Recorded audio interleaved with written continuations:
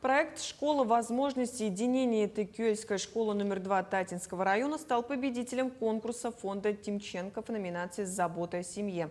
Школа получила грант в размере 500 тысяч рублей на создание ресурсного центра. В рамках проекта около 20 детей с ОВЗ и инвалидностью прошли бесплатный курс о реабилитации.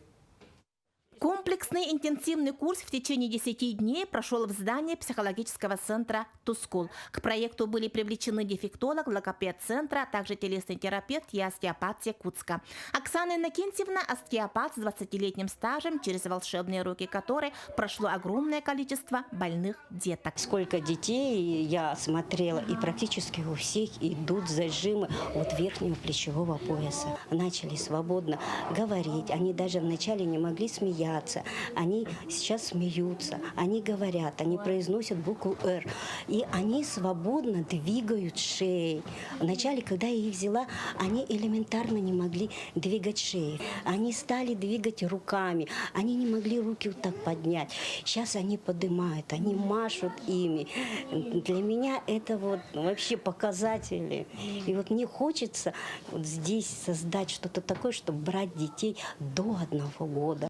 Остеопат Оксана Иннокентьевна и телесный терапевт Павлина Ивановна вплотную работают уже который год. Новшество курса сеансов 4 руки дали отличный результат, который оценили не только родители, но и сами дети. Больше всего понравился массаж, потому что там можно лежать и долго может быть. У меня слишком голова не двигается вот так. Меньше стало двигаться. Больше всего мне понравилось тут быть, потому что тут математика и рисунки делаем. Занятия, проводимые логопедом-дефектологом для развития речи, мелкой моторики, концентрации внимания, уроки лечебной физкультуры, массаж и вся эта дружелюбная атмосфера благотворно повлияли на общее состояние детей. Мамы детей с инвалидностью, вместе проходившие этот комплексный курс, благодарны за особенный проект.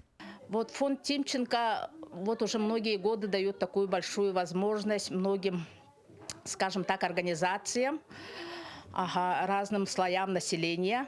И мы благодарим фонд, что они дали нашей школе такую большую возможность и дали реализовать наш проект. Да, результаты, конечно, хорошие. За 10 дней дети посетили много занятий по логопедии, дефектологии, нейропсихологии, а также курсы остеопата и массажа. Да. Дети чувствуют себя намного лучше уже.